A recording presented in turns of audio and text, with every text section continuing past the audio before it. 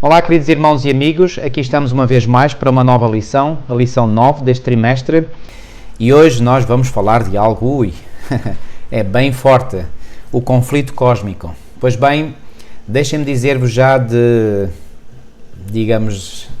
para iniciar, que a compreensão correta deste conflito cósmico é absolutamente essencial para nós compreendermos toda a Bíblia.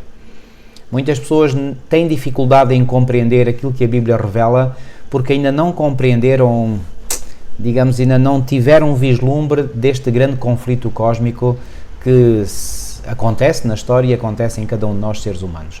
Pois bem, mais uma vez conto com a colaboração da minha querida esposa e vou-lhe pedir, se não se importa, de orar para que o Espírito Santo verdadeiramente nos utilize, porque sem ele, pois bem, estamos desarmados contra o inimigo e nós queremos fazer uma guerra contra ele, revelando aquilo que ele bem quer esconder. Milu, por favor. Vamos orar. Querido Deus e nosso amado Pai, Senhor, nós te agradecemos por mais uma oportunidade que tu nos dás de abrirmos a tua palavra, de ainda em liberdade termos este privilégio da Sagrada Escritura, em que está exposta a cada um de nós, em que da tua parte, Senhor, envias ainda o convite de que te conheçamos através dela.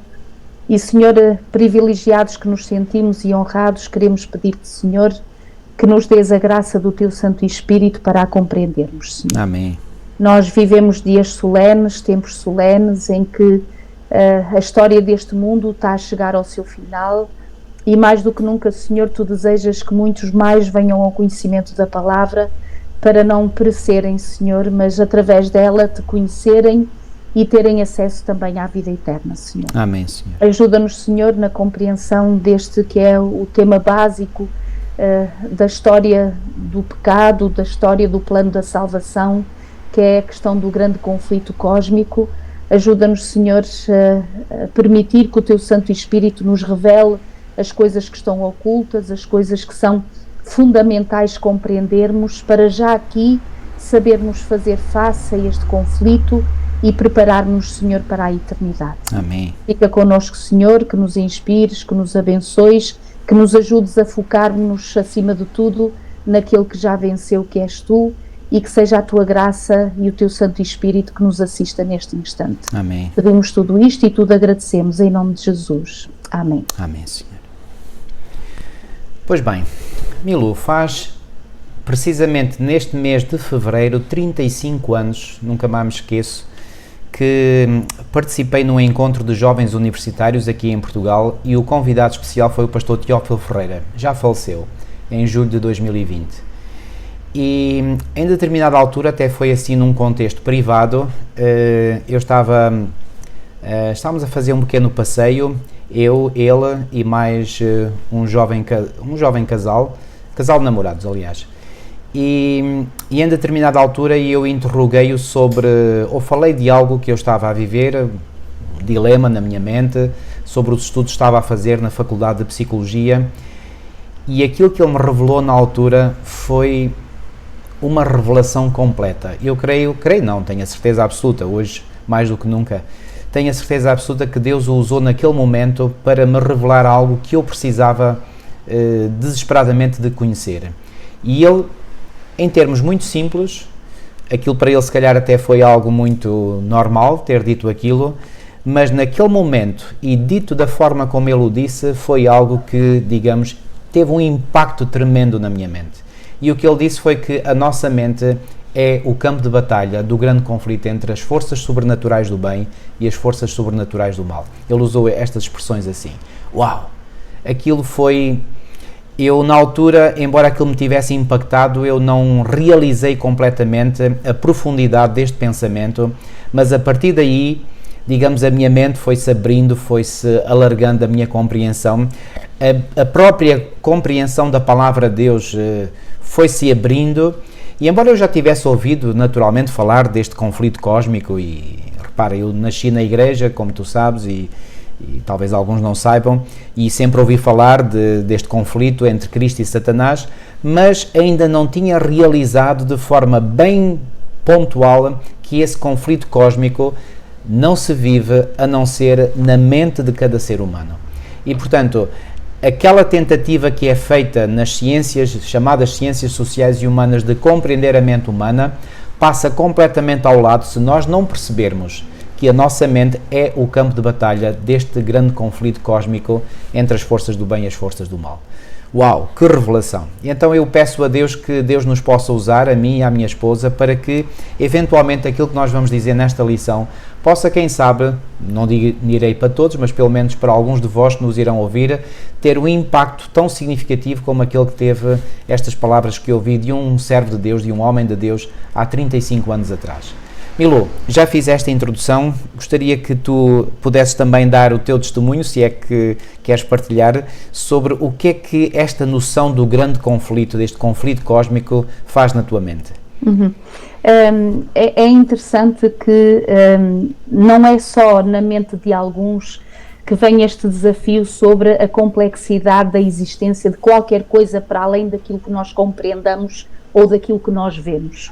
E repara que mesmo entre aqueles que se possam dizer descrentes, ou seja, que possam não ter um fundamento bíblico ou até querer aceitá-lo, porque alguns até têm essa oportunidade mas não aceitam, há, do modo geral, esta percepção ou esta sensibilidade daquilo que eles acabam por chamar ou energias positivas ou energias negativas, ou o yang e o yang, ou o mundo das trevas ou o mundo da luz, ou seja, de alguma forma esta questão do sobrenatural, de qualquer coisa que vai para além de nós, naturalmente ou normalmente todos têm esta sensibilidade ou este querer saber qualquer coisa. Agora, qual é o problema e a dificuldade aqui? É que infelizmente muitas das coisas, a maior parte das coisas, a não ser uma só, que é a palavra de Deus, é tudo engano, é tudo erro, não é nada fundamentado na verdade, mas pelo contrário fundamentado no pai da mentira, portanto, que é o autor do grande conflito realmente do mal contra o bem. E então eu creio e acredito, e eu pessoalmente sinto-me abençoada e privilegiada no sentido de agradecer a Deus que desde o meu berço conheço a Sagrada Escritura e pela graça do Senhor os meus pais incutiram em mim e no meu irmão este conhecimento bíblico e todos os monitores, escola sabatina, todos os nossos formadores, os pastores, para quem teve o privilégio, como eu também e o meu irmão, de passarmos num colégio adventista e que tu também tiveste, de podermos na graça do Senhor também receber da parte dos professores toda esta orientação desde que somos pequenos, para no fundo crescermos a compreender que a vida não é só aquilo que nós vemos, aquilo que nós apalpamos, aquilo que de uma forma muito natural nós temos consciência de que exista. A vida é acima de tudo, como tu disseste e muito bem, um momento em que na nossa mente inevitavelmente a cada instante está a haver esse grande conflito. Ou seja, há um poder que legitimamente tem e deveria de ter assento na nossa mente e no nosso coração, que é o nosso Criador, portanto, de forma legítima, mas um que de forma ilegítima e de forma mal educada, se me permites dizer assim, arromba com a nossa própria vontade e se impõe ou se quer impor na nossa própria vida. E, portanto, o conhecimento do grande conflito, deste grande conflito cósmico, posiciona-nos, ou seja, ajuda-nos a compreender o nosso posicionamento nesta vida, nesta terra, e mais do que isso, ajuda-nos a compreender aquilo que vem das eras passadas, portanto, do que é que existiu, o que é que aconteceu, e também aquilo que está no nosso futuro, aquilo que vai existir e acontecer para, finalmente, pela graça de Deus, colocar um ponto final neste que é chamado o grande conflito. Então eu creio que aqueles que têm a oportunidade, e já agora se alguém nos estiver a escutar, que seja a primeira vez que está a dar os primeiros passos, não é, no estudo da palavra, convido vivamente a que realmente façam deste livro, a Bíblia Sagrada, o livro mais importante da vida, porque ele nos ajuda realmente a perceber os ramos de toda a história, passada, presente e futura, e isto sem dúvida é uma bússola, é um GPS que nos ajuda a perceber onde é que nós estamos, de onde é que nós viemos e para onde é que nós vamos. E, portanto, é uma bênção, é um privilégio muito grande e estamos muito gratos ao Senhor por este livro maravilhoso que é a Bíblia Sagrada, que nos ajuda muito. Este tema do grande conflito, eu gosto de uma expressão literária que é usada, que é a metanarrativa. É verdadeiramente a grande metanarrativa da palavra de Deus, da Bíblia. Ou seja, o que é uma metanarrativa? É um enquadramento. Imagine um quadro que tem depois uma moldura, não é? À volta desse quadro. Pois bem, a metanarrativa é essa moldura, ok? Que enquadra tudo. Então, esta descrição do grande conflito, ou do conflito cósmico, nós estamos mais habituados à expressão o grande conflito, não é? Mas esta expressão conflito cósmico, ela é talvez até mais, digamos, mais precisa. E abrangente. E abrangente, exatamente. Pois bem, digamos, a tal moldura que enquadra todo o conhecimento bíblico. E se não tivermos esta moldura geral, nós não compreendemos. E, por exemplo, no estudo da história, no estudo da psicologia, nós temos, por exemplo, quem estuda a história, mas não compreende este conflito cósmico, pois bem, fica muito aquém de uma compreensão profunda da história. Eu lembro-me que há muitos anos atrás de ter conhecido alguém que estava a fazer a licenciatura em História, e essa pessoa me dizia que um professor dela lhe tinha dito que a grande preocupação dos historiadores estava a ser não apenas em colecionar dados históricos, não é? E colocar, digamos, esses dados históricos, por exemplo, segundo uma sequência cronológica, mas sobretudo de tentarem descobrir qual é a filosofia da história. Esta expressão, filosofia da história. Ora, quem nos dá verdadeiramente a filosofia da história é a palavra de Deus. E dá-nos essa filosofia da história através desta metanarrativa do conflito cósmico. Infelizmente, e o autor aqui faz muito bem chamar a atenção, há muitos cristãos, ou professos cristãos, que não mais acreditam, ou têm rejeitado, ou negligenciado completamente esta ideia, indo até ao ponto de negar a existência de Satanás. Ok? E um dia veio à minha mente este argumento que pode e deve ser apresentado a essas pessoas que se dizem cristãos e que não acreditam mais na existência do diabo. Então, o que é um cristão? Basicamente, um cristão é um discípulo, um seguidor de Cristo. Então, se o próprio Cristo afirmou, sem qualquer, digamos, sem ser uma linguagem, portanto, obscura, de forma muito clara, se ele afirmou a existência de Satanás e afirmou que o diabo é um ser real, então quem somos nós, discípulos de Jesus, para pôr em causa aquilo que o nosso mestre afirmou? Então, de duas uma, ou eu não acredito em Satanás e nesse caso não devo dizer que sou cristão, ou então se quero ser cristão, então eu tenho que aceitar aquilo que o próprio Cristo aceita. E se Cristo aceitou e falou da realidade deste ser sobrenatural, não é? Então nós temos que aceitar. Portanto, isto é óbvio, não é? É lógico, não é? Impõe-se esta lógica. Então, de uma perspectiva bíblica, o tema deste conflito cósmico é, portanto, uma oposição, uma luta que há entre dois reinos. O reino de Deus, composto por Deus e os seus anjos, e também o outro reino, que é, digamos, o reino composto por Satanás e pelos seus anjos. A Bíblia revela-nos que, mas já lá iremos, como é que este conflito iniciou, mas antes de mais vamos aqui seguir a orientação que a lição nos dá, visto que eu achei muito interessante e muito correta esta sequência que vem na lição. E na lição de domingo o autor faz aqui referência à parábola do trigo e do joio, em Mateus 13, e aqui, quando o Senhor apresentou esta parábola, apresentou portanto, a história de um proprietário de terras que semeou apenas boa semente no seu campo. E curioso, eu já tinha esta ideia aqui sublinhada, porque isto é muito importante, parece uma ideia muito simples, mas é muito importante. Eu vou ler a parábola, portanto, Mateus 13, a partir do versículo 24 a 20, lê tu, Milu, lê tu. Está bem, 24 a 30. Certo. Outra parábola lhes propôs, dizendo: o reino dos céus é semelhante a um homem que semeou boa semente no seu campo.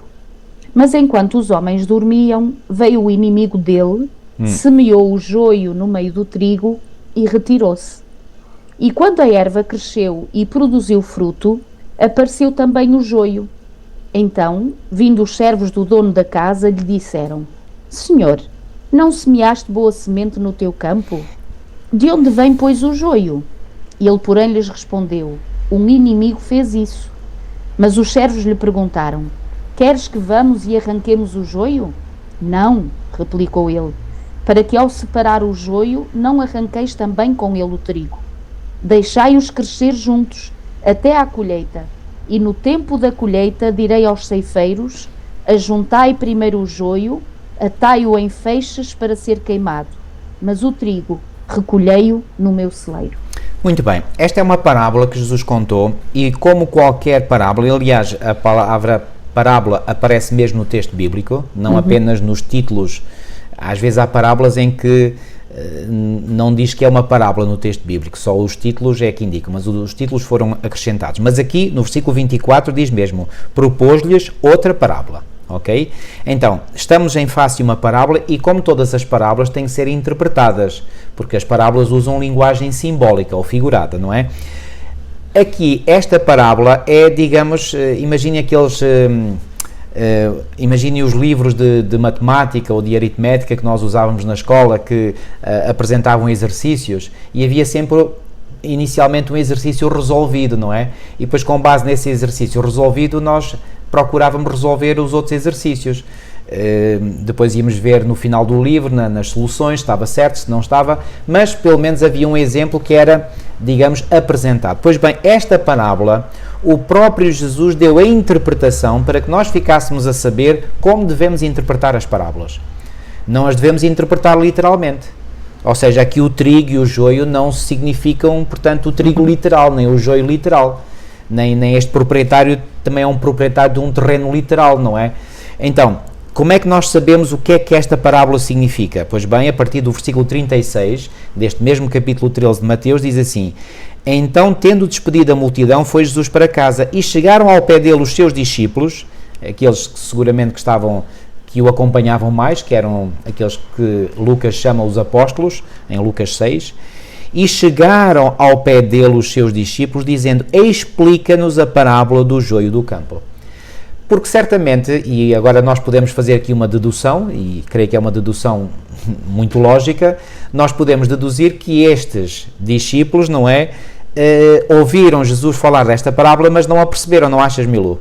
Sim, e aliás, porque o Senhor Jesus já tinha contado outras parábolas que tinha também outros simbolismos e outros significados, seguramente quando eles ouviram esta história dizem assim: espera lá que temos que falar com o mestre para perceber afinal o que é que ele quer dizer, porque ele de certeza que não está a falar do trigo e do joio literal. Ora bem, porque se eles tivessem entendido a parábola de forma literal, eles não iam perguntar o significado, não é? Exatamente. Então eles dizem: explica-nos a parábola do joio do campo. E agora, entre os versículos 37 e 39 particularmente, mas depois a explicação continua, mas sobretudo aqui entre os versículos 37 e 39, nós temos aqui a explicação dos elementos ou dos símbolos desta parábola. Ele diz, e ele respondendo disse-lhes: o que semeia a boa semente, ou seja, aquele semeador, é quem? É o Filho do Homem. O campo é o mundo, ou seja, para cada elemento indicado na parábola, ele dá agora o significado respectivo, o significado literal. Então diz: o campo é o mundo, a boa semente são os filhos do reino, o joio são os filhos do maligno, o inimigo que o semeou é o diabo, a ceifa é o fim do mundo e os ceifeiros são os anjos. Para cada item a explicação. Então aqui, digamos, o Senhor faz-nos o trabalho completo e, portanto, não temos que especular, porque o mestre dos mestres deu a interpretação. Agora, ao conhecermos a interpretação que Jesus deu a esta parábola, pelo menos nós devemos ficar sempre de sobreaviso, para que quando estamos diante de uma parábola, percebamos que uma parábola não pode ser interpretada literalmente, ok? Tem que ser sempre interpretada de forma simbólica. Cá está o exemplo resolvido. Mas vamos então agora à parábola em si. Então, o que é que ele tinha dito, o Senhor, nesta parábola? Que, e este é o ponto fundamental que eu quero aqui sublinhar, que os servos do pai de família, no versículo 27 deste capítulo 13, foram ter com ele e disseram: Senhor, não semeaste tu no teu campo boa semente? Ou seja, Deus nunca semeia má semente. Claro. Deus sempre semeia boa semente. Que boa semente é essa? É o trigo. O que é o trigo? Segundo Jesus explicou, são quem? Os filhos do reino. Quem são estes filhos do reino? São aqueles que são candidatos ao reino dos céus, ao reino da glória. Mas, por outro lado, temos aqui o joio, que já sabemos que são os filhos do maligno. Já agora, estes filhos não são descendentes diretos do maligno, ou seja, o maligno não tem filhos. Quem são então estes filhos do maligno? Pois bem, a explicação é muito simples. Estes filhos do maligno são nada mais, nada menos do que pessoas que no seu caráter se identificam totalmente com o maligno. Digo bem, totalmente com o maligno. Ok? E estas pessoas normalmente são pessoas que não se vêm a converter. Ok? Portanto são, e por isso, porque é que eu digo que não se vêm a converter? Porque o Senhor depois diz, na explicação adicional que ele dá a partir do versículo 40, assim como o joio é colhido e queimado no fogo, o joio literal, assim será na consumação deste mundo. Mandará o Filho do Homem os seus anjos, e eles colherão do seu reino, este reino é o reino da graça, que existe neste mundo, nesta terra, tudo o que causa escândalo e os que cometem iniquidade. Então, e o que é que fará com estas pessoas? Versículo 42, e lançá-los-ão na fornalha de fogo, ali haverá pranto e ranger de dentes. Então, claramente estamos a falar de pessoas que não se converteram, que não se deixaram converter pelo Espírito Santo, e por isso serão destruídos no inferno, no fogo, na fornalha de fogo. Mas os justos, versículo 43, resplandecerão como o sol no reino do seu Pai. Quem tem ouvidos para ouvir, ouça. E estes justos também é dito que são recolhidos, portanto, no celeiro, mas o joio é atado em molhos para ser queimado. Então, claramente aqui o Senhor não está a falar de trigo literal, de joio literal, está a falar de pessoas. E está a dizer que dentro do seu reino, ou seja, dentro da sua igreja, nesta terra, há duas classes de pessoas. Portanto, há aquelas pessoas que são os filhos do reino, que pela sua conversão, pela sua total entrega ao Senhor, são candidatos ao reino dos céus, e há aqueles que nunca se convertem e que são joio. Pois bem, esta realidade nós a conhecemos, e conhecemos porquê? Porque o Senhor Jesus, o dono da igreja, o mestre da igreja, o dirigente máximo da igreja, a revelou. E nós sabemos porque ele a revelou. Agora, embora saibamos que a igreja tem trigo e tem joio, não nos compete a nós identificar quem é trigo e quem é joio. Ou seja, isso não nos compete a nós. Porquê? Porque a Bíblia diz-nos, e o próprio Senhor Jesus também disse, em Mateus, no capítulo 7, e a partir do versículo 1, não julgueis para que não sejais julgados. Porque com o juízo com que julgardes, sereis julgados, e com a medida com que vos tiverdes medido, vos hão de medir a vós. E porque reparas tu no argueiro que está no olho do teu irmão e não vês a trave que está no teu olho? Ou como dirás ao teu irmão, deixa-me tirar o argueiro do teu olho, estando uma trave no teu?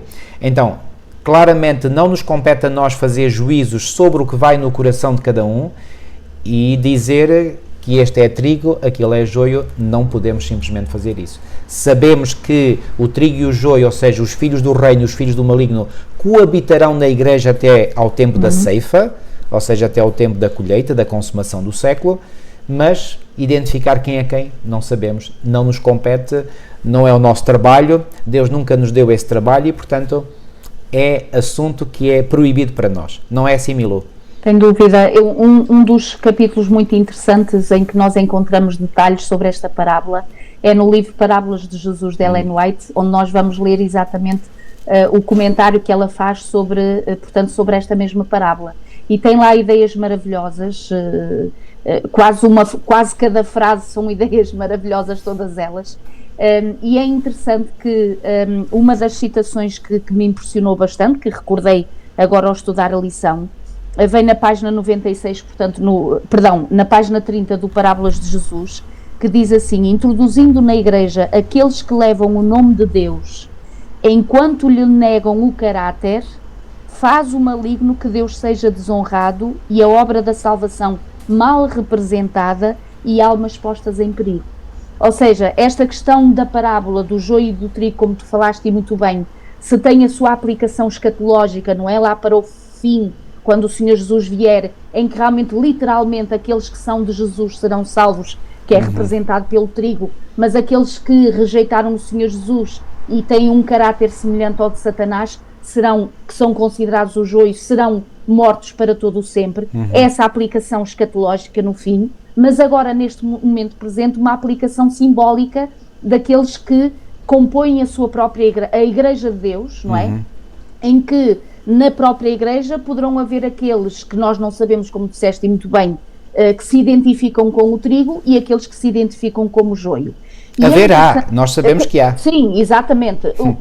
Agora, quem é quem é que não sabemos. Era isso, nós não sabemos é quem, era isso que eu queria dizer. Exato. Agora, o existir existe porque o Senhor Jesus assim disse que seria até Exatamente. o fim, não é? E Ellen White dizia que era interessante que nós não devemos desanimar, ou seja, os cristãos não devem desanimar, quando às vezes vêm alguns momentos ou algumas pessoas que realmente, em vez de trazerem a bênção sobre a Igreja, parece que estão ali exatamente para trazer o desgaste à própria Igreja e má influência à própria Igreja.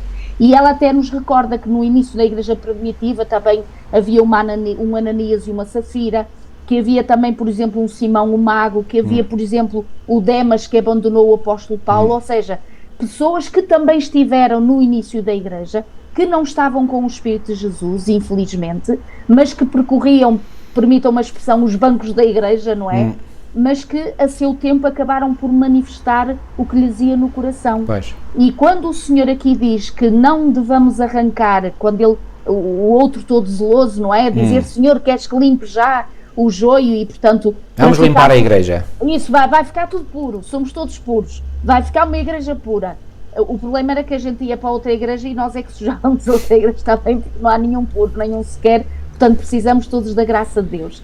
Mas a questão aqui é a seguinte, é que o Senhor diz não, e é interessante quando o joio está verde, esta plantinha, quando é verde, quando está verde, assim junto com o trigo, não se identifica muito o que é uma coisa e o que é outra.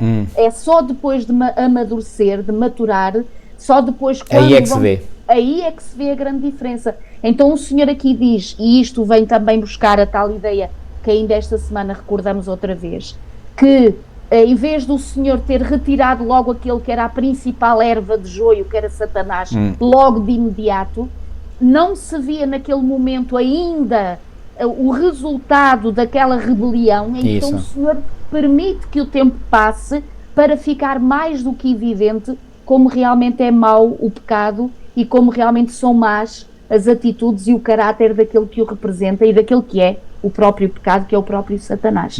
Então esta questão de desarraigar, ou seja, ela ainda dizia, serão manifestos, eu acho isto muito interessante, aqueles que se ligaram à Igreja, mas não se ligaram a Cristo. Pois. Uau!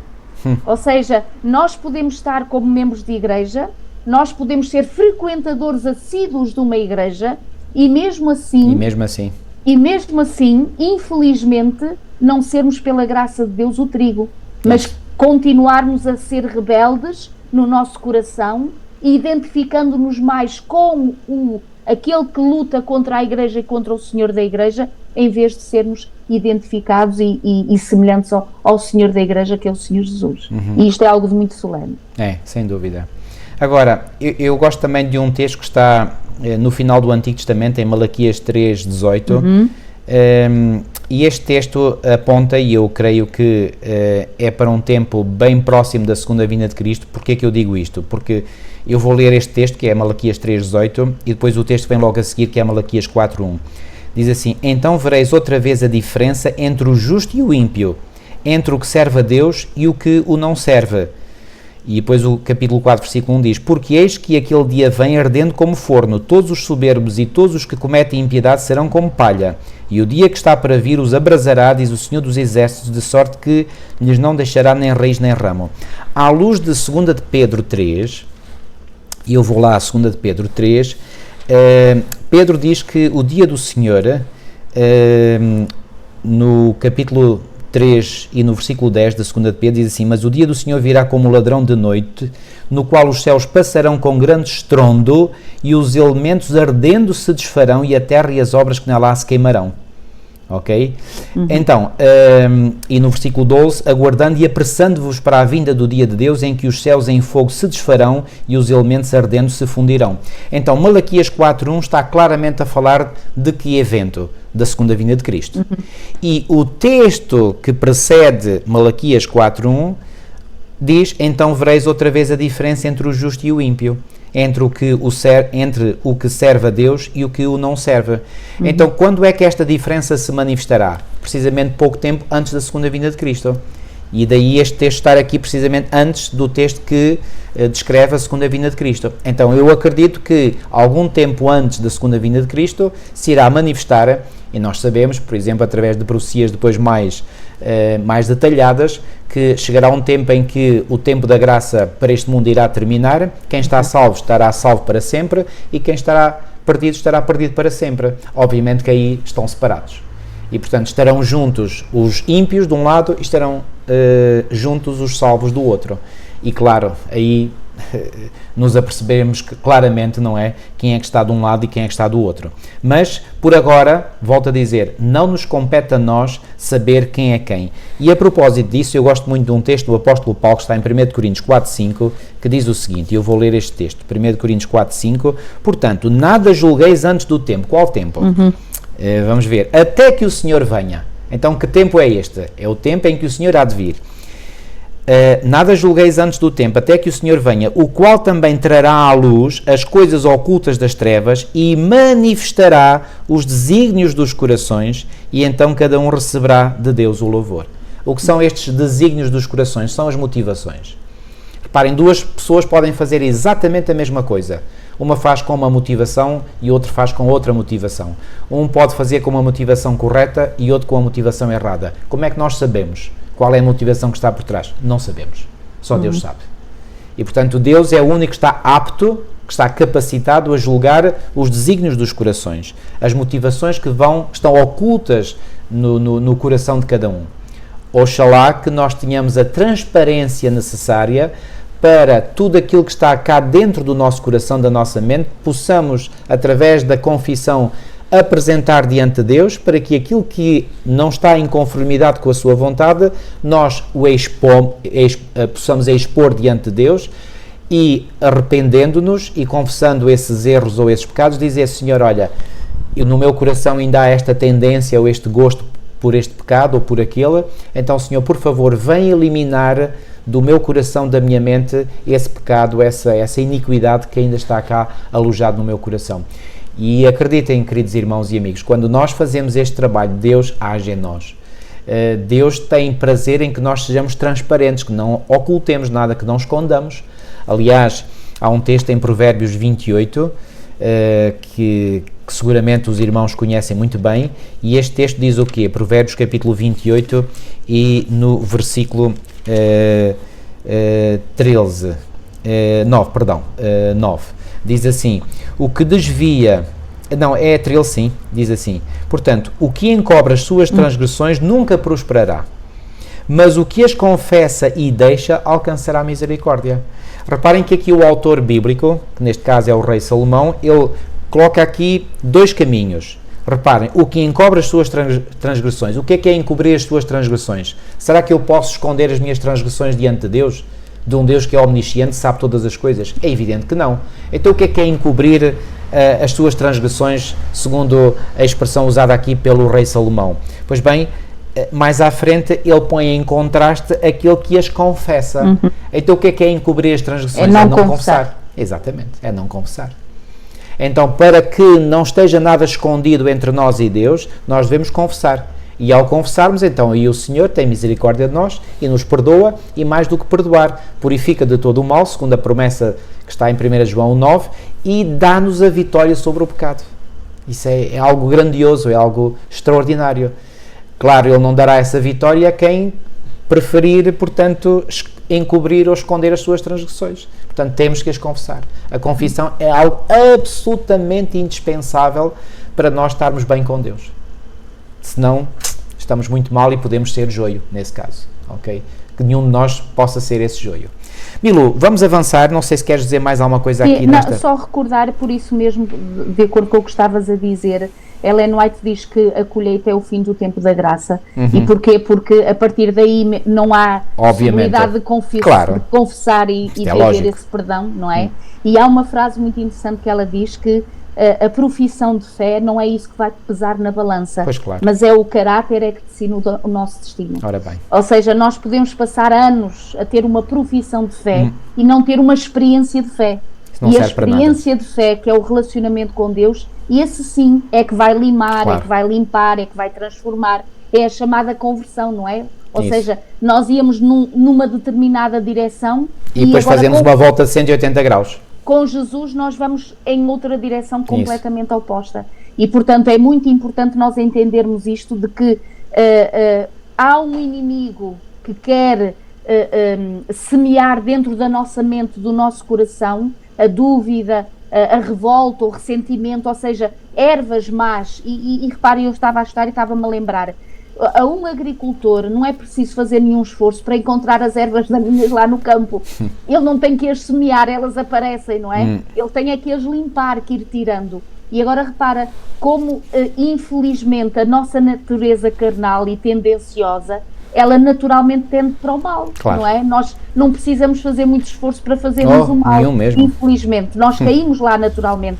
Agora, quando o Senhor Jesus, permitimos que o Senhor Jesus lance a sua semente, a sua palavra, e somos realmente, refletimos nela todos os dias, a cada instante, então dentro de nós há um novo nascimento, o tal novo nascimento necessário àquele que realmente acredita no Senhor, e aí sim nós temos uma novidade de vida, temos um outro objetivo, temos um futuro e uma esperança, não é? E o Senhor acabará por repreender o inimigo na nossa vida, muito porque nós não temos poder para o fazer, mas o Senhor o fará no nosso lugar. Eu faz-me lembrar aqui o texto de Tiago 2,19, que diz assim: tu crês que há um Deus, fazes bem, também os demónios o creem e estremecem. Então, reparem, quando eu disse há pouco que de nada serve, eu estava-me a referir à profissão de fé. Exatamente. Os demónios também creem, o diabo também crê na existência de Deus. Claro, então se o próprio diabo foi um querumim ungido, como iremos ver mais à frente, portanto ele esteve na presença de Deus, ele sabe que Deus existe. Aliás, aqueles que não creem em Deus até estão numa condição pior que o próprio diabo, eu diria, porque, portanto, não creem naquilo que o próprio diabo crê, não é?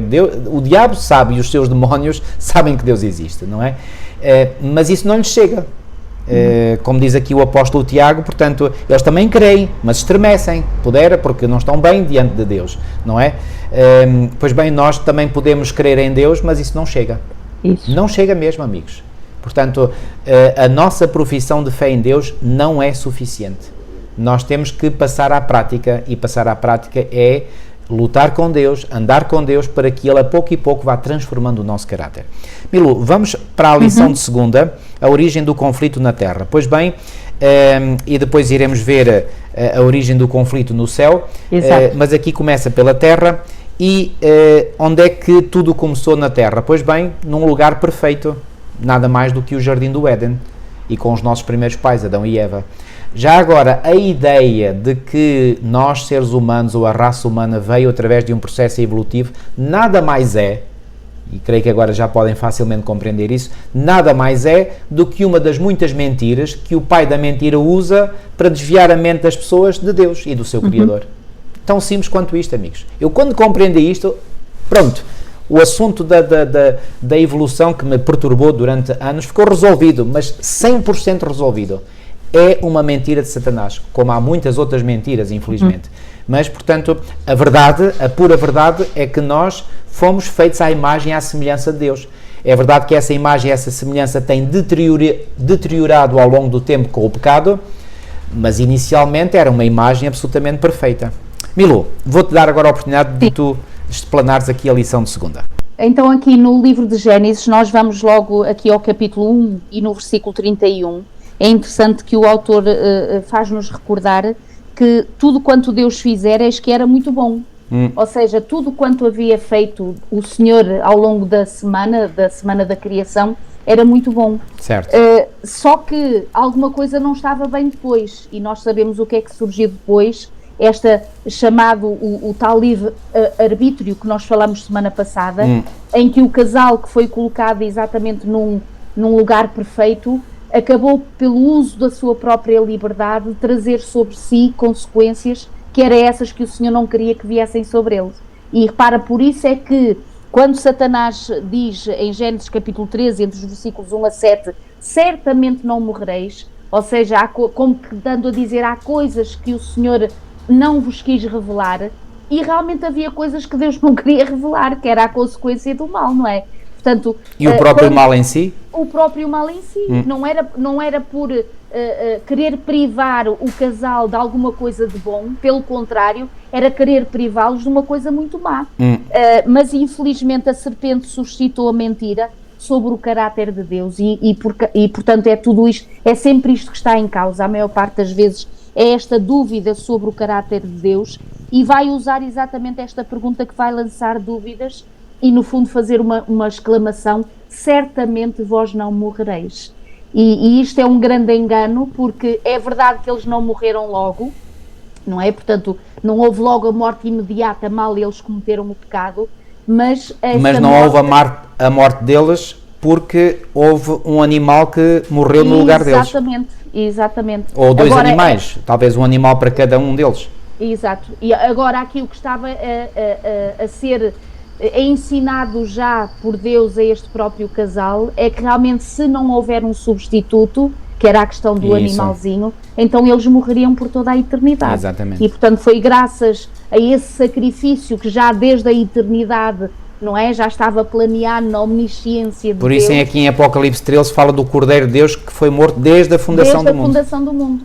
E é exatamente por isso. E portanto essa foi a solução para o pecado, foi exatamente nessa entrega do próprio Jesus. E é interessante aqui que na lição de segunda diz que, aqui e noutras passagens da Escritura, que nós já lemos agora em Gênesis, a natureza deste conflito é, antes de mais, sobre o que e em quem acreditar, o que por sua vez está integralmente relacionado com o amor.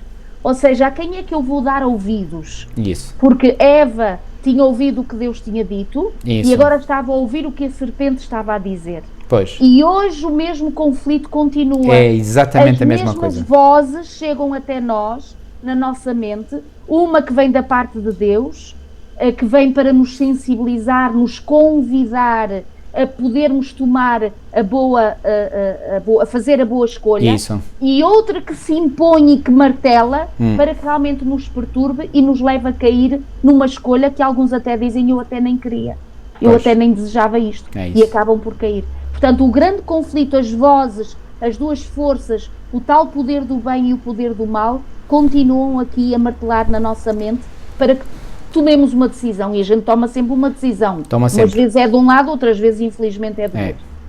E normalmente ninguém fica neutro portanto, em assumir uma escolha. Portanto, ou faz uma escolha ou faz outra. Claro. E portanto aqui realmente é o supra-sumo, digamos, deste tema que estamos a falar, é qual será a nossa escolha.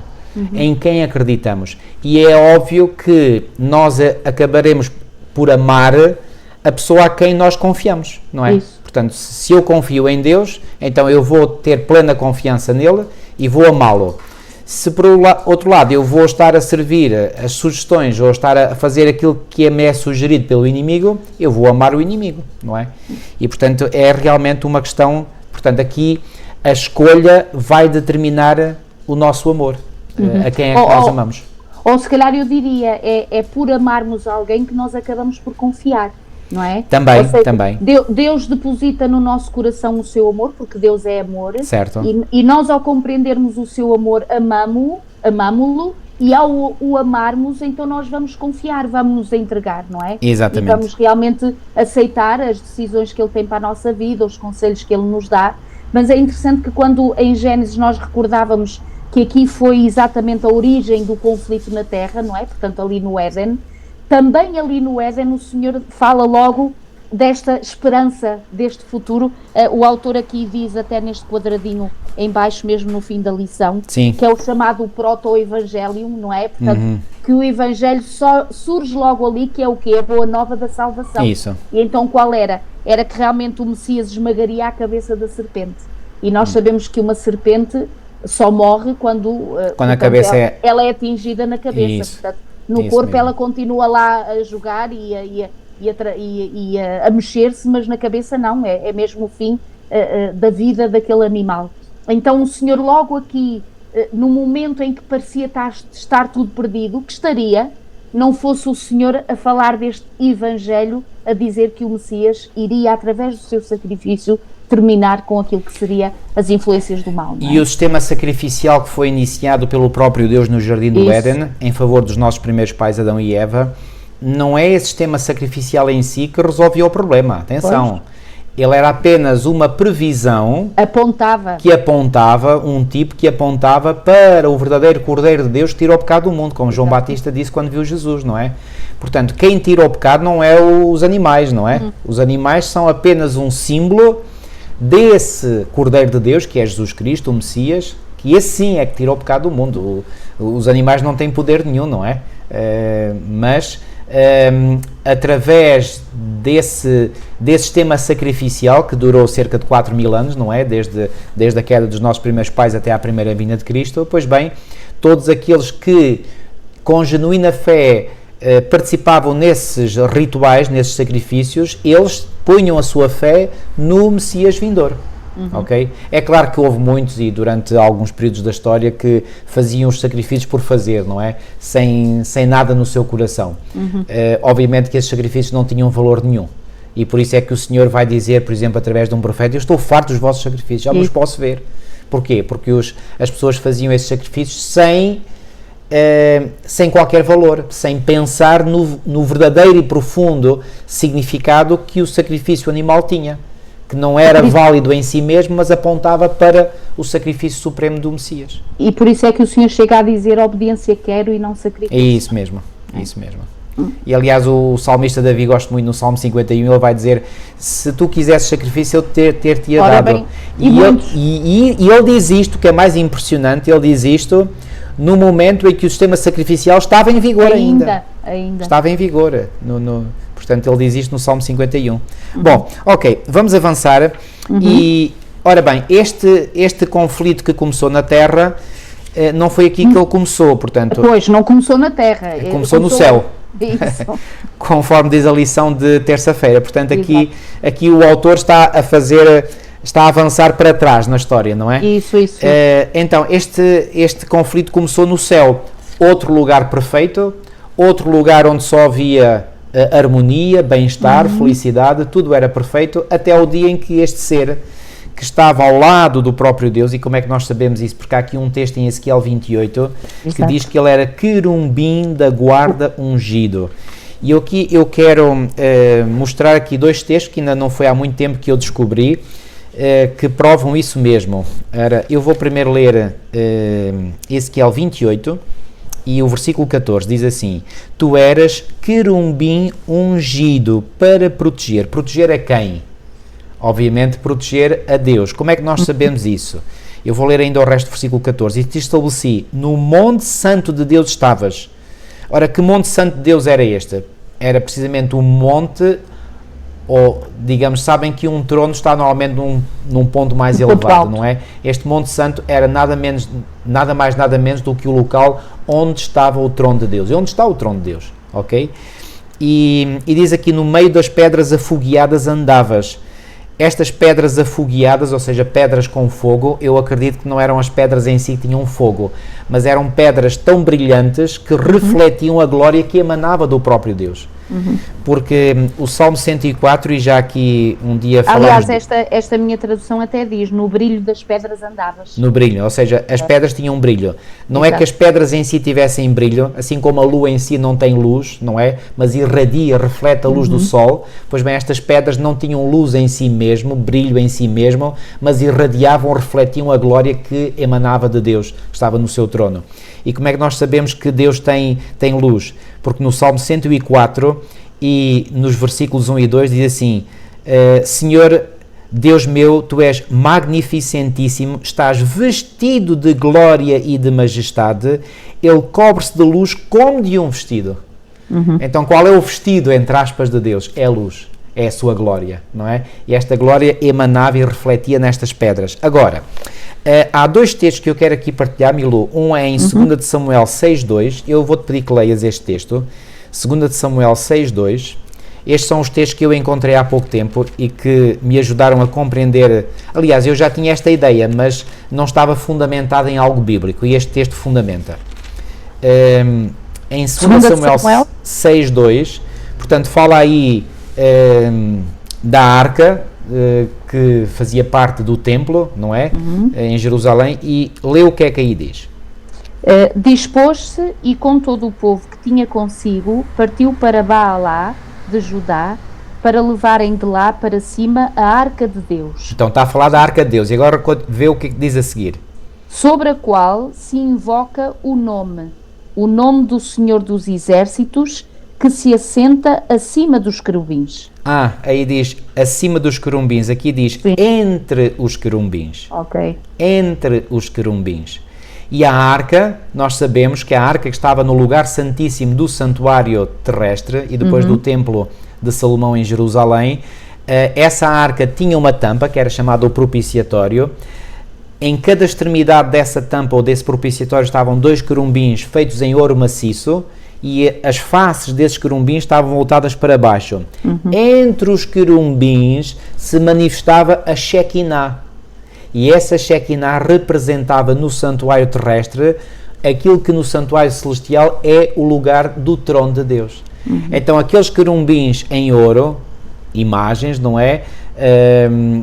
Neste caso eram esculturas, não é? Pois bem, essas esculturas representam querubins reais que no santuário celeste estão, digamos, ao lado do próprio Deus, porque Deus diz aqui, portanto, o Senhor dos Exércitos se assenta entre os querubins. Já agora, vê o Salmo 81. Salmo 81. Como é que está esta minha tradução? Vê lá como é que está aí. Salmo 81. Dá ouvidos, ó pastor de Israel, tu que conduzes a José como um rebanho. Tu que estás entronizado acima dos querubins, mostra o teu esplendor. Também aqui, outra vez. Aqui diz que te assentas entre os querubins. Ok? Então, o trono de Deus, que é onde Deus está assentado, está entre os querubins, ou seja, havia um querubim de cada lado. Então, qual era a função de Lúcifer? Ele era um destes querubins, portanto, que estava ao lado do trono de Deus. Então, o que é que nós podemos deduzir? E creio que aqui não é especulação nenhuma. Pois bem, este querubim tinha acesso imediato, acesso privilegiado à presença de Deus. Então, ele podia privar com Deus as vezes que ele queria. Ou seja, se havia ser celestial que tinha conhecimento de Deus, Lúcifer era um deles, porque era um querubim da guarda ungida. Da guarda, ou seja, guardava o trono de Deus. Aliás, esta imagem do trono com 2 querubins, um de cada lado do trono, ela é reproduzida nos tronos dos reis e monarcas terrenos. Porque muitos, eu já vi essas imagens, não é? De tronos de monarcas e de cada lado, pois bem, um soldado, ou com espada ou com arma, a proteger precisamente o trono do rei ou do monarca, ok? Isso é algo que eu acredito que o inimigo, portanto, insuflou nas mentes dos seres humanos e que é uma cópia daquilo que ele viu e que estava familiarizado no céu, não é? Então, volto a dizer, se havia ser que realmente tinha conhecimento de quem Deus era e tinha conhecimento do caráter de Deus, era Lúcifer. Então, como é que na mente deste ser vai surgir aquelas dúvidas e aquelas calúnias e ofensas sobre Deus? E obviamente, devido à posição em que ele estava, quando ele começou, já iremos ver, quando ele começou a espalhar essas dúvidas e essas mentiras nos outros anjos, imaginem, qual acham foi o raciocínio de muitos anjos? Bom, se Lúcifer priva tanto com Deus e está ali tão perto de Deus, privilégio esse que nós não temos, então certamente que ele sabe muito bem quem é Deus.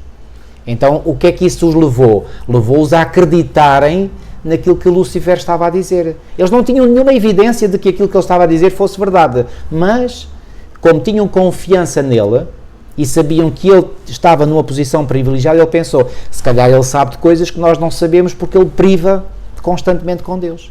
Estão a ver?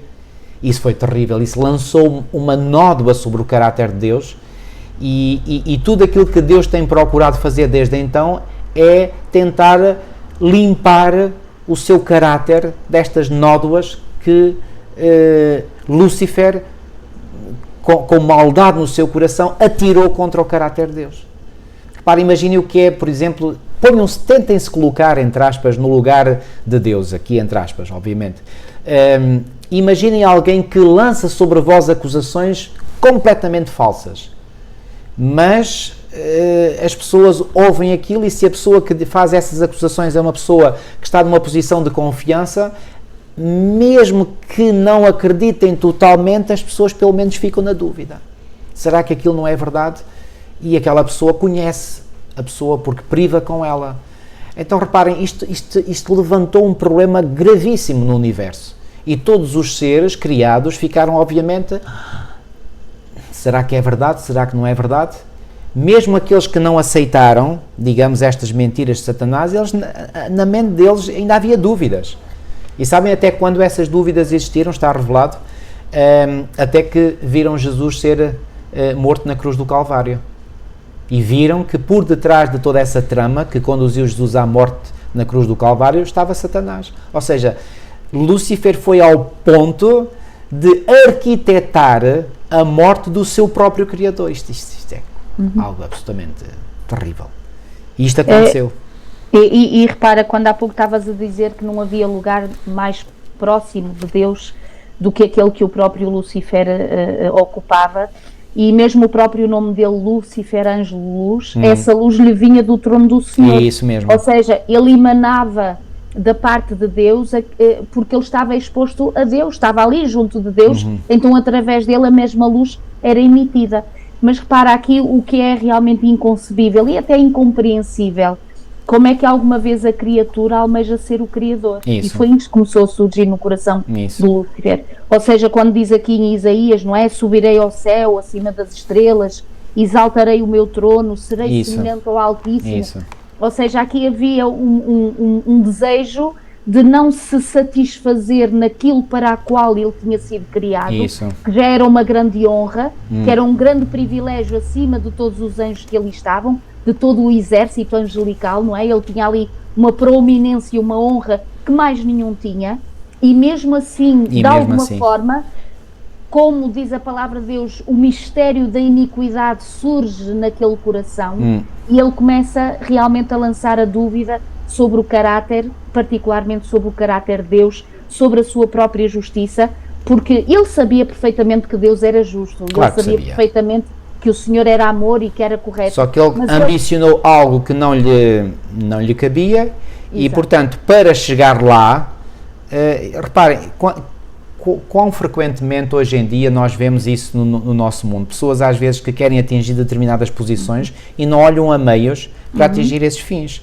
Nem que tenham que passar por cima de alguém, como nós costumamos dizer, não é? Mas eles passam por cima de alguém, mesmo sabendo que estão a agir erroneamente, não é?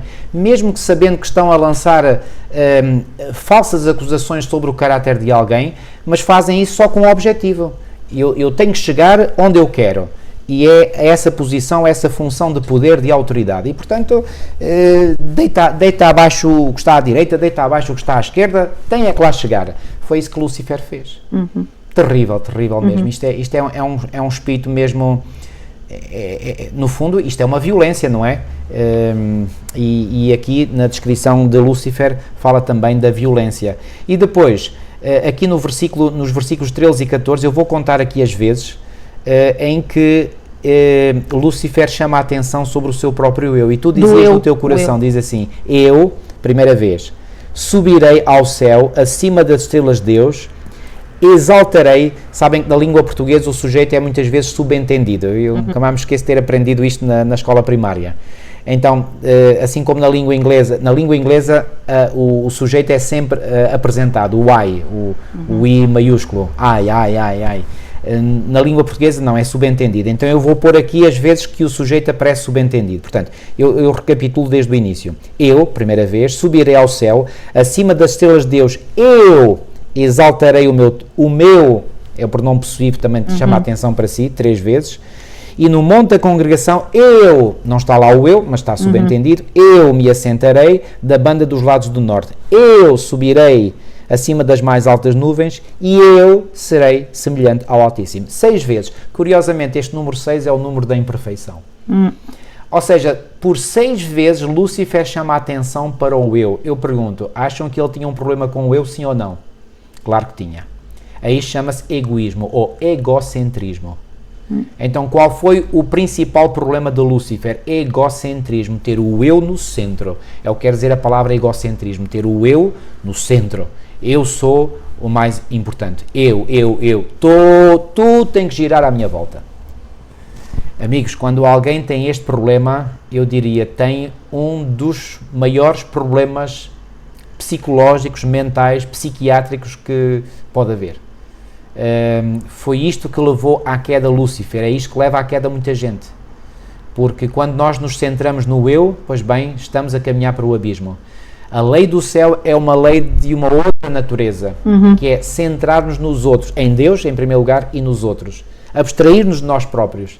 E quando assim agimos, isto parece um contrassenso na nossa lógica humana, mas quando assim agimos, aí é que nós encontramos a verdadeira felicidade. Milu, comenta. É interessante que estavas a falar, eu estava-me a lembrar, só há um eu que é equilibrado e que realmente é de bênção, é o grande eu sou. Isso. O eu sou do Senhor. O É isso eu mesmo. sou o Senhor Deus eterno, porquê? Porque o ele ser não prescindiu mesmo assim de vir ao encontro da humanidade. Isso mesmo. Ou seja, no seu eu sou não há egoísmo, Não há não há egocentrismo, não Há há altruísmo, que é o oposto do egoísmo. Exato, ou espírito autoritário, ou qualquer outro sentimento erróneo. Pelo contrário, o facto dele ser, que poderia realmente ter permanecido, e como nós vimos na lição, já nas outras lições, o Senhor ter logo cortado o joio pela raiz, não é? Portanto, ter sido logo tudo resolvido.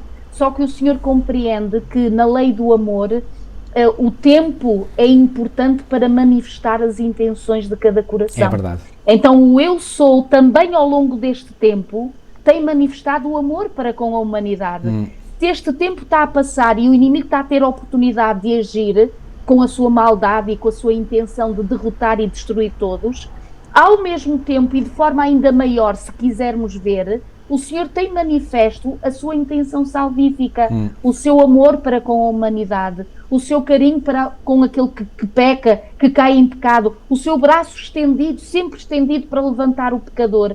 E, portanto, este eu sou contrasta perfeitamente com aquele nosso ego, não é? Natural, carnal, diabólico. Exatamente. Porque a gente sabe de onde é que ele vem, que tinha tudo realmente para pôr tudo serviçal, não é? O Senhor tinha tudo para colocar todos a servir no sentido Teria toda a legitimidade para o fazer. Toda a legitimidade para o servir, porque Ele é o Criador. Claro. Mas Ele deu o exemplo de estarmos com Ele e a estarmos com Ele, podermos estar voluntariamente em consequência de um amor que nós tínhamos para com Ele.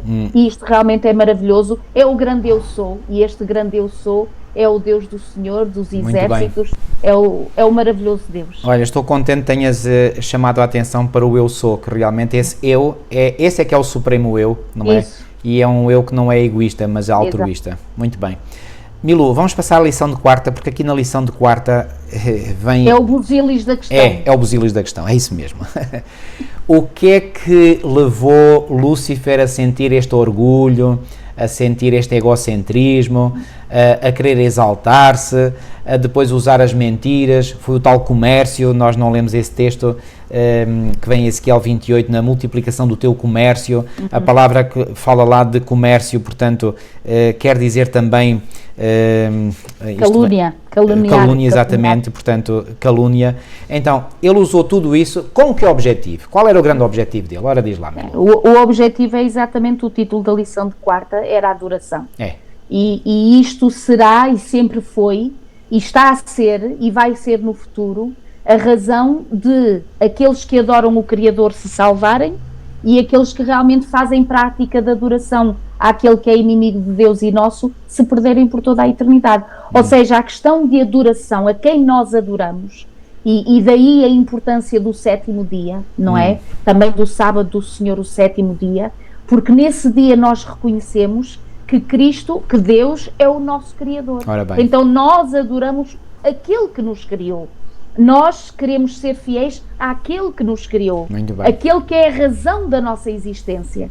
Então esta questão da adoração, o vir um outro dia espúrio, que não tem nada a ver com o verdadeiro dia da adoração, e sabermos que esse dia, no fim dos tempos, cada vez mais vai ser uma nota profética bastante grande na questão da adoração, de ser o dia do domingo, que vai ser obrigatório esse prestar culto religioso nesse dia, nós percebemos o que é que está em causa. Portanto, continua a ser a mesma intenção de Satanás de que o adorem a ele e rejeitem aquele que realmente é merecedor de toda a nossa adoração.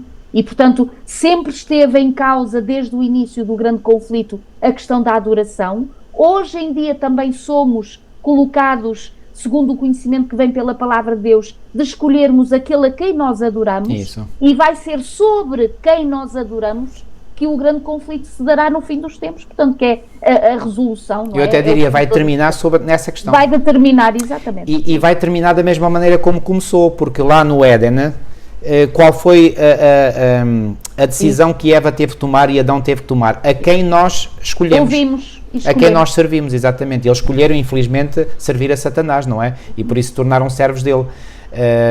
E deixaram de ser servos de Deus, não é? Não fosse o plano da redenção e estariam perdidos.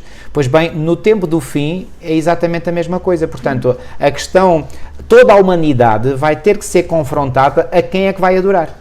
Ou vai adorar a Deus, que é o Senhor do sábado, ou vai adorar a Satanás, que é o Senhor do domingo. Não é? Do domingo, não foi ele que criou o dia em si, mas criou a falsa adoração nesse dia. Isso. Porque ele quer desviar a atenção dos seres humanos do Criador. E ao longo de toda a Bíblia, quer no Antigo Testamento, quer no Novo Testamento, a razão que é invocada, que é dada para nós adorarmos a Deus, é porque Ele é o Criador. É o nosso Criador e o nosso mantenedor. Por isso, quando nós adoramos a Deus, isso é algo natural, isso é algo que nós devemos fazer com todo o gosto, porque Ele merece essa adoração. E mais ninguém merece essa adoração. Portanto, nós temos que ter a nossa mente bem alicerçada em Deus, para o adorar unicamente a Ele e a absolutamente mais ninguém. Ok? Pois bem, Satanás quer isso e ele até levou Jesus, portanto, a querer que Jesus o adorasse a Ele. Isto é incrível, não é? O Criador a adorar a criatura, quer dizer, isto é... A mente de Satanás não pode estar mesmo bem, não é? De todo, é mesmo diabólico, ou seja, mesmo, isto não é nada portanto, é uma loucura, portanto... E a forma como Jesus vai reagir a esta tentativa de que Satanás fez para que Jesus o adorasse, ensina-nos uma lição preciosíssima. Como é que Jesus respondeu? Ele respondeu à primeira tentação de Lúcifer com a Escritura. Depois, de uma segunda vez, com a Escritura, fazendo a devida e correta interpretação. Depois, uma terceira vez, Jesus opôs-se à tentação com a Escritura. Isso. E se nós queremos realmente ter sucesso em afastar as tentações do inimigo da nossa vida, amigos, só temos uma arma que é absolutamente válida, a Sagrada Escritura. E nós temos que usar a Escritura da mesma forma como Jesus a utilizou, como uma arma contra as investidas de Satanás. E porque a Bíblia revela tudo a respeito deste grande inimigo, não é que nos quer enganar. Então, quando nós pegamos na Escritura e anunciamos a Escritura tem poder. Não somos nós que temos poder, mas a Escritura que nós conhecemos, essa tem poder em nós. Em nós. E já agora dizer, marido, a Escritura bem aprendida. Porque exatamente. O inimigo usou a Escritura, mas usou erroneamente a Escritura. Deturpada, exatamente. Exatamente, ou seja, compreender a Escritura, estudar a Escritura, a palavra do Senhor e perceber verdadeiramente o que é que a palavra do Senhor quer dizer. Porque há muitos irmãos nossos de outras denominações que também usam a mesma Escritura, usam a mesma palavra e estão a fazer caminhos diferentes, que não é o caminho bíblico e o caminho correto, não é? E essas pessoas que tu acabaste de referir faz-me lembrar as pessoas que já havia no tempo da Igreja Primitiva e no tempo do apóstolo Pedro, quando ele escreveu isto em 2 de Pedro 3, 15 e 16, e tendo por salvação a longanimidade do nosso Senhor, portanto é em 2 de Pedro 3, 15 e 16, e tendo por salvação a longanimidade do nosso Senhor, como também o nosso amado irmão Paulo vos escreveu, segundo a sabedoria que lhe foi dada por quem? Por Deus, obviamente, falando disto como em todas as suas epístolas, entre as quais há pontos difíceis de entender. Exato. Até para Pedro havia coisas que Paulo tinha escrito que eram difíceis de entender. Imaginem-se Pedro, que era apóstolo, colega de ministério dizia que havia coisas difíceis de entender, quanto mais nós hoje em dia, não é? Portanto, temos de ter a humildade para reconhecer que há coisas que nós não conseguimos entender. Mas, às vezes, com muito esforço e com muito estudo da Palavra de Deus, chegamos a uma compreensão razoável, mínima. E depois ele diz que os indotos e inconstantes torcem igualmente as outras escrituras para a sua própria perdição. Já agora, leia aí essa versão, que eu gosto dessas palavras aí. Ele diz, ao falar acerca destes assuntos, como de facto costuma fazer em todas as suas epístolas, nas quais há certas coisas difíceis de entender, que os ignorantes e instáveis deturpam, como também deturpam as demais escrituras para a própria destruição deles. Pois, então, reparem, queridos, é assim, há uma prova dos 9 que nós devemos ter em mente para avaliar se aquilo que nós aprendemos da Escritura é válido ou não, que é o seguinte: quando nós encontramos alguma incoerência ou incompatibilidade nas Escrituras, podem ter a certeza absoluta que o problema não está nas Escrituras, está em vós. Porque a Escritura é plenamente e totalmente coerente. Então, quando nós encontramos, entre aspas, incoerências, elas não estão lá, mas nós as vemos, então saibam, o problema está na nossa mente, ok? Então, quando nós vemos que a Escritura é absolutamente coerente, ou seja, aquilo que ela diz num sítio é o que diz no outro, é o que diz no outro, quando nós vemos que a Escritura é coerente sob determinado ponto, aí podemos ter a certeza absoluta que essa é a interpretação correta. Porque a palavra de Deus é a verdade, e a verdade não é incoerente, é coerente. A verdade não se contradiz. A verdade é absolutamente, bate sempre tudo certo, ok? Então, nós devemos estudar, por isso é que nós devemos estudar a palavra de Deus sob a orientação de quem? Sob a orientação do Espírito Santo, que Jesus disse ser o Espírito da verdade que nos conduziria a toda a verdade. Estão a ver? Nunca nos devíamos aproximar deste livro sagrado sem implorar a direção do Espírito Santo. Ok? Então, que lição que Jesus nos ensinou? Como é que nós podemos estar habilitados a vencer todas as armadilhas do inimigo que quer que nós o adoremos? Pela palavra. Pela palavra. Milo, não sei se queres dizer mais alguma coisa aqui na lição. Não, é só notar que realmente o inimigo começa logo numa tentação, naquela em que o Senhor estava mais frágil. E é exatamente as mesmas armas que ele usa hoje, queridos. Ou seja, naquelas que são as nossas maiores fragilidades, neste caso de Jesus, ele já estava há 40 dias sem comer. Portanto, então o inimigo estava com fome. Estava com fome, perfeitamente natural e normal, não é? Num ser humano nós nem conseguimos compreender como é que é possível tanto tempo, não é? Jejuando, mas era esta a realidade de Jesus, e hoje em dia o inimigo também, quando vem tentar-nos, vai incidir particularmente sobre as nossas maiores fragilidades. E as maiores fragilidades, desculpa interromper-te, são estas tentações que o inimigo apresentou a Jesus. Exatamente. Uma podemos dizer que é a tentação do apetite, Isso. Foi a primeira, não é? Depois a outra tentação é a tentação de, como diz aqui, da presunção. Isso. Ok? E a terceira é a tentação de querermos glória, não é? Portanto, repara, todo o mundo, ele oferecia todo o mundo a Jesus. Uau! E quantas pessoas não querem conquistar o mundo? Pela fama, pela glória, por grandes consecuções, por obterem posições de chefia, de responsabilidade, etc. Pois bem, se nós ambicionamos essas coisas, podemos muito facilmente cair no mesmo erro que Lúcifer caiu.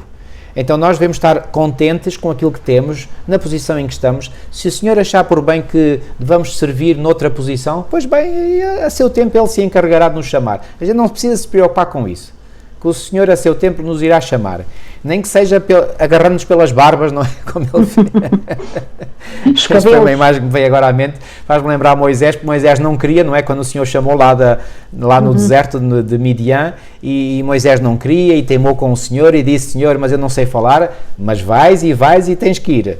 Então o Senhor, quando Ele escolhe, aí nada pode resistir também. Claro, nós podemos resistir, não é? Claro. Mas e Moisés opôs alguma resistência. Moisés acabou por aceitar, não é? Acabou por aceitar, exatamente. Claro. Portanto, nós também podemos resistir, mas devemos aceitar tudo aquilo que nós sabemos que vem de Deus. Milu, vamos terminar com a lição de quinta, a natureza do conflito cósmico. Qual é, na essência, então, a natureza deste conflito cósmico?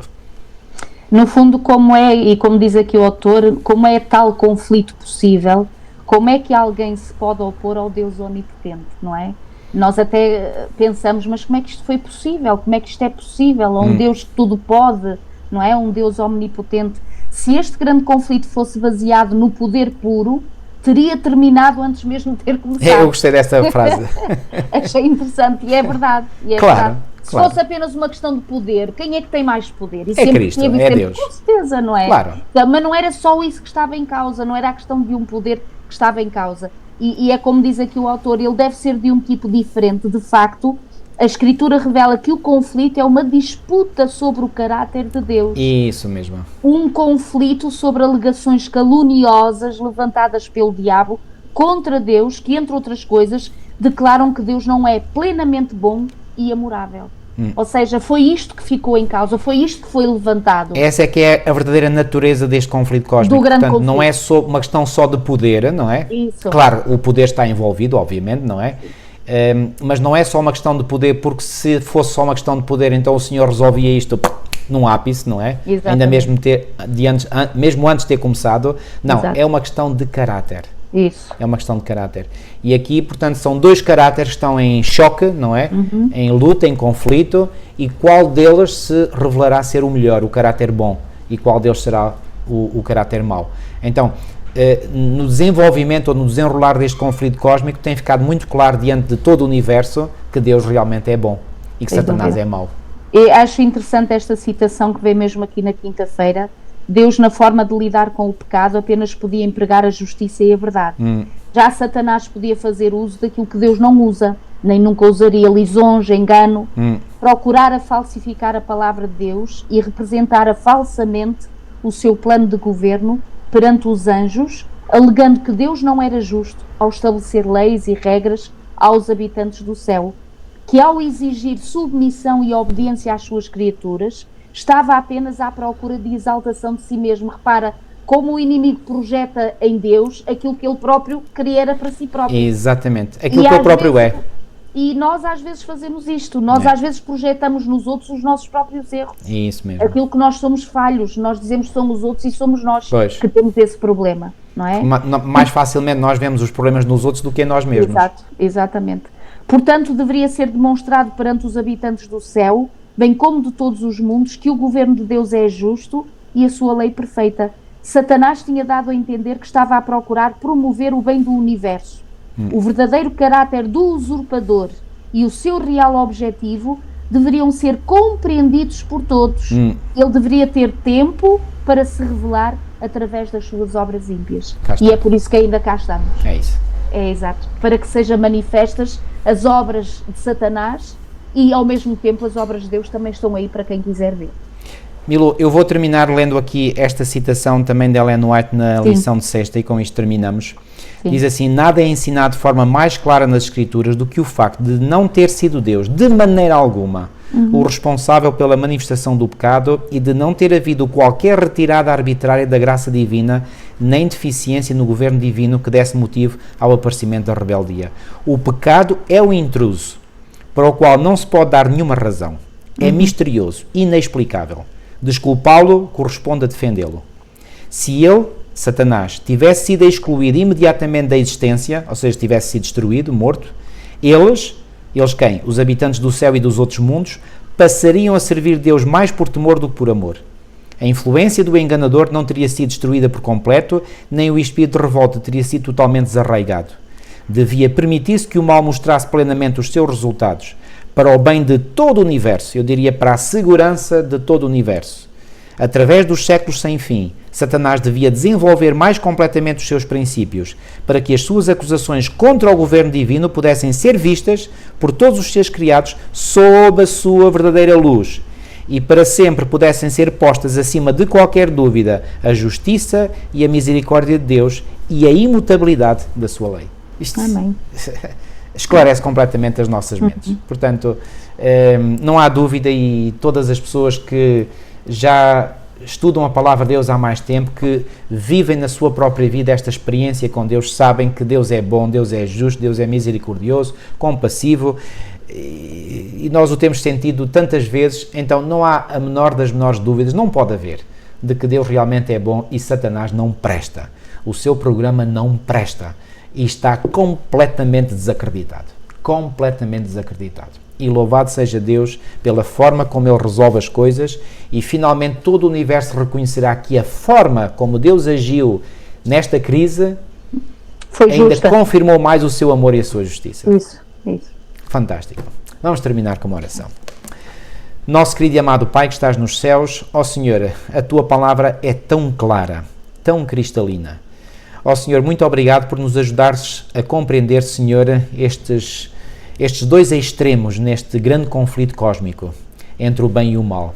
De percebermos cada vez mais e melhor o Teu caráter, quem Tu és, os Teus planos, a Tua forma de agir, a essência do Teu caráter. E, por outro lado, nós percebemos quem é Satanás, a maldade do seu caráter, que não se importou de ter recorrido à mentira para denegrir o seu Criador, que nenhum mal lhe tinha feito. Ó Senhor, que coisa terrível, Senhor. Realmente o Teu caráter foi manchado à vista de todo o universo. E Tu estás a permitir, Senhor, que nós acordemos, que nós abramos os nossos olhos, os olhos do nosso entendimento e percebamos claramente que o inimigo não presta. O inimigo tem um programa que é para ser destruído, para terminar. E louvado sejas Tu, Senhor, quando finalmente destruís todo o mal, Senhor, e todos os pecadores. Ó Senhor, muito obrigado por nos ajudares a compreender isto, que nós possamos interiorizar estas verdades bem no íntimo da nossa mente e do nosso coração.